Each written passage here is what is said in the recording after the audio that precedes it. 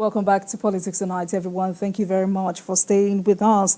Tonight, our focus is on the controversy trailing the outcome of Ondo APC primary election. And I've been speaking with an APC chieftain in Ondo State, Honorable Benga Elegbeleye. Honorable, thank you so much for staying with us on Politics Tonight. Now, let's move on with this conversation. But moving forward, I know there was a meeting yesterday. But moving forward, how should these issues be addressed ahead of the general election? The three petitioners are asking for cancellation and a disbandment of the 7-man panel. Some youths today are asking for a total cancellation and a rerun. How should this issue be resolved ahead of the election? Well, I would say the national chairman of APC and the entire leadership of the party, they have the capacity to handle the situation. I believe leadership have the responsibility to solve problems. And in addressing such problems, the fastest may not always be the best. But what really matters is the most effective way of addressing issues. And I know the national chairman and the national ESCO members, I know a lot of them. These are people that have the capacity to handle situations. This is not the first time that will be like that. But I think, as far as I'm concerned, there shouldn't be much crisis. All it takes for the gladiators who contested against the governor to gladly accept defeat and again move together as members of the same party, members of the same family, for the party to consolidate their strength and the stronghold of their position in Ondo State as a dominant party. In actual fact, we don't have opposition in Ondo State, and like I said earlier on, PDP is just a party that is not virtually non-existent in Ondo State. But in this election, it is for us to win it. And if we don't work together, of course we will still win it. But it will be terrible for us to have a divided house in going for an election. I will only appeal to members of the APC who are supporters of those who did not win the primaries to, again, think back and ask themselves some salient questions. Is it proper for us to go to the public debate and destroy our party with some unnecessary protests? Or, I'm sorry to say this, some knew they don't have capacity to win that election. I don't want to go too low or be vulgar, but yet they collected for just to run for primaries. Again, maybe some want to do it to negotiate. I don't know. Some don't even go to their local government to tell their people they are running an election. So the best thing for you to ask yourself, there's always a time for everything. That is time to start campaign. That is time to run an election. That is time to finish that election, whether win or lose. Then that's the time for reconciliation. The time for reconciliation is now. And I think everybody should embrace it. That's my opinion. But do you also think the mode of primary was an issue? Because there are those who have said the governor, Aiyedatiwa, really prepared for a direct primary election because he had conversation with those who mattered, the party members and stakeholders, while other aspirants didn't really do much. That's an assumption. That's an assumption that he had conversation with people. That's a mere assumption. Because there was nobody that protested that we don't want direct primaries before the election. No single aspirant protested that we don't want the direct mode of primaries. They all accepted it. If you don't accept the system, you have to protest that I don't want this system. So there was no protest. Meanwhile, we all know the APC mode of primaries for governorship is direct. So it's what happened in all states. So why should I want be an exception in Ondo State? So Ondo State cannot go around and indirect primaries when other states are running direct primaries. So is it that we are not capable of managing ourselves, or that we are not okay enough to accept the fact that we can keep behind the candidate and refuse to accept the fact that the governor wants direct primaries because he had conversation with some powers that be? No, it is the normal thing. It is what has been happening in other states. Ondo State was just the normal, usual way of conducting primaries that happened in Ondo State. So not that the governor had an advantage. Even if you go through the other way, the winner will still be the governor.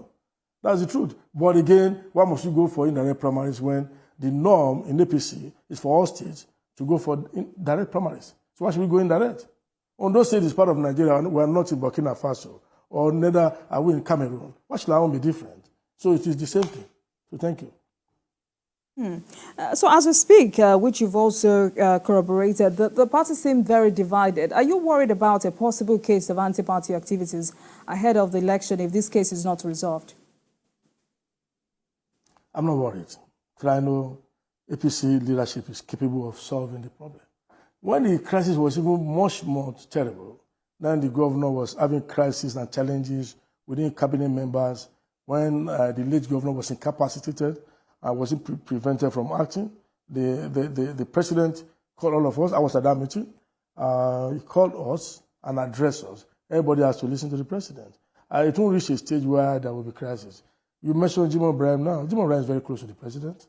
You mentioned who else? All of them are, for instance, you mentioned Akintel, he claimed to be close to the president too. So we have a president who will talk to everybody. Everybody will listen. Meanwhile, in Ondo State, we have a big father in APC, Chief Aiyedatiwa. I'm sure by the time we call a meeting of leaders and they move around and invite the aspirants, again, they have to listen. So I don't see them as people that are too strong-minded in destroying their homes. These are people who love the party, people who love their state.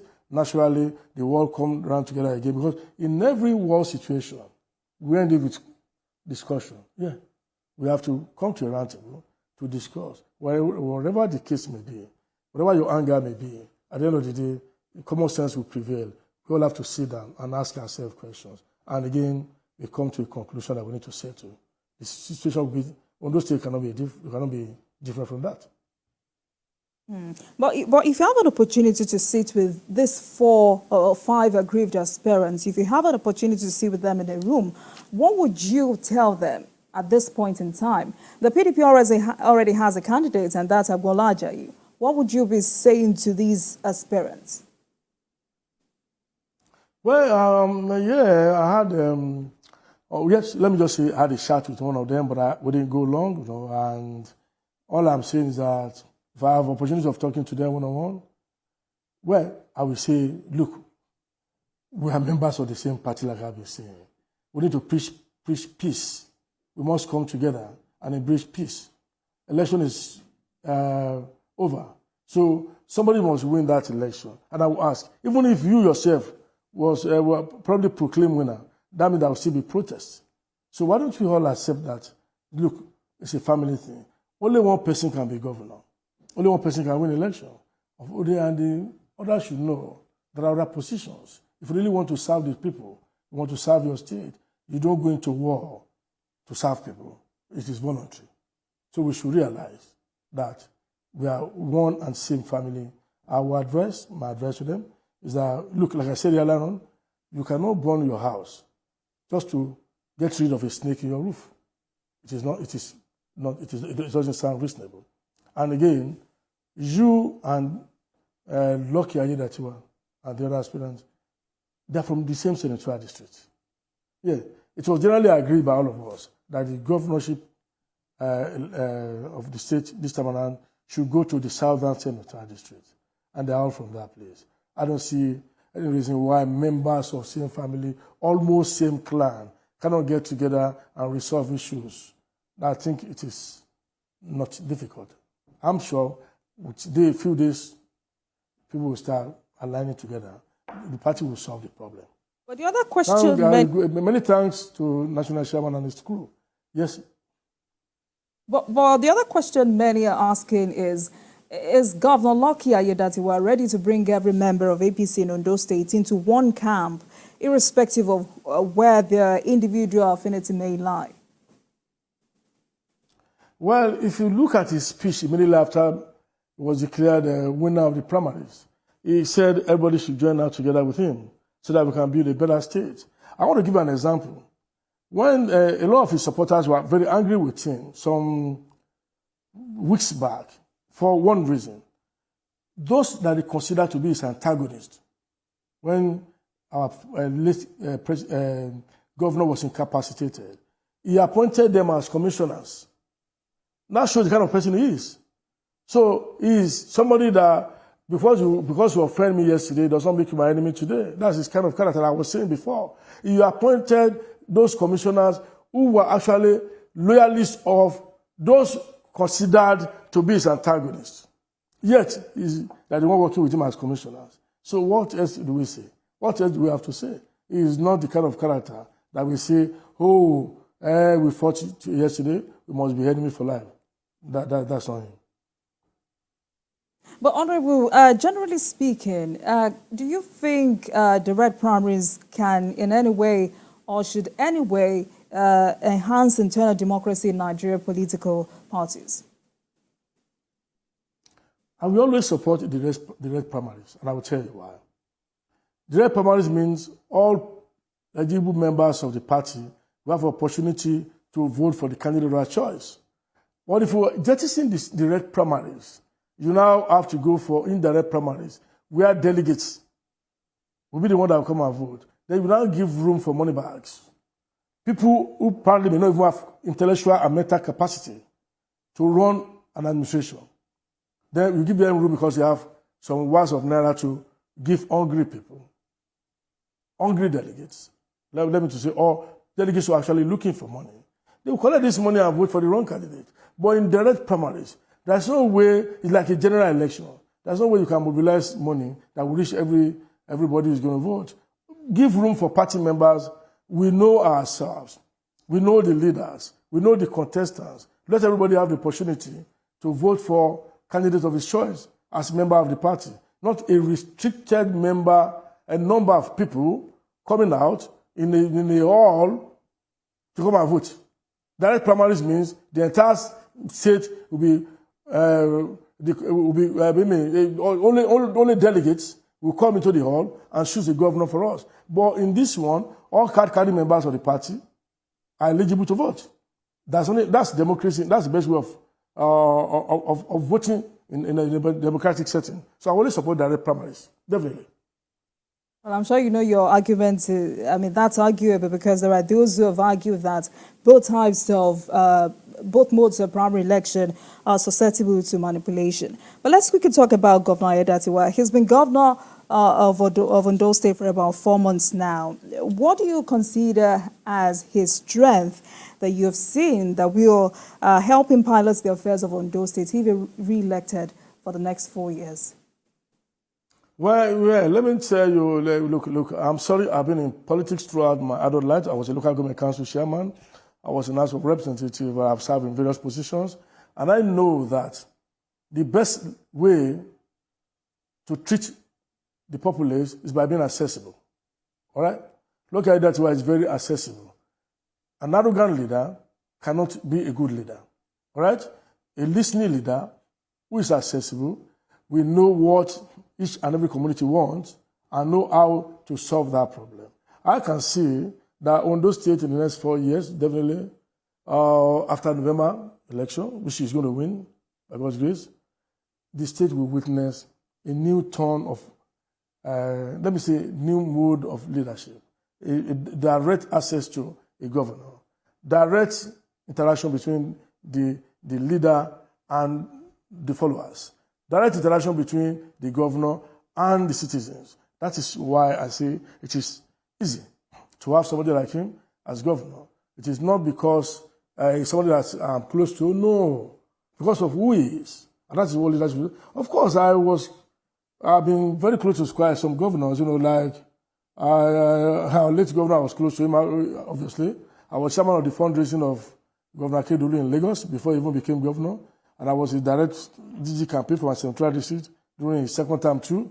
So I'm not saying it's not accessible. But this one is a different person. This is Lucky Aiyedatiwa. He's always who he is, no pretense. And that's what leadership is all about. But tell us, Honorable, why should residents of Osun State vote and return APC into power come November? Sorry, can you just come up again? Sorry, I'm not. Wasn't getting you. Why should the people of Osun State vote and return APC into power come November? Definitely Osun State, APC will win Osun State in November. That one is certain. So I don't have any doubt about that. My question is why is going to win the election.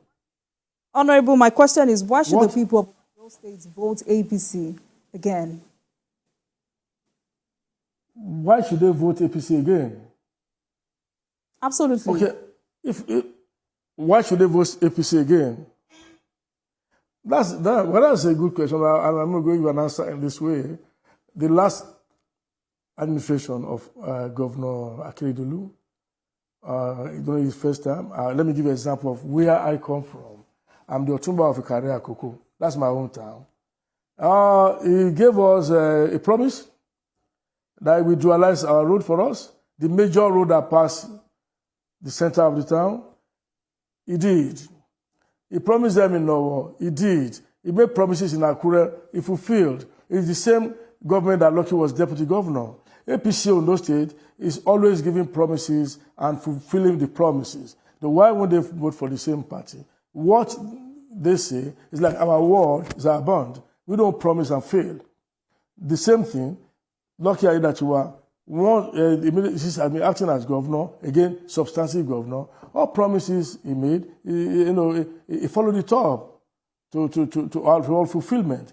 So I don't see any reason why the people of Osun State should doubt APC. And besides that, what is happening at the national level, it's coming down to us. A lot of palliatives were sent by the federal government down to all states. Osun State was not an exception. I feel people felt the impact. So that is it. Meanwhile, Osun State in Southwest is a state where the last presidential election, perhaps we gave the highest percentage of vote to the president. So Osun State will always be APC. That's the truth. All right. Thank you so much for joining us this evening. Honorable Benga Elegbeleye, APC chieftain in Osun State. Thank you so much for your perspective on the program tonight. Thank you. Thank you, Jumoke. I'm grateful. Thank you very much.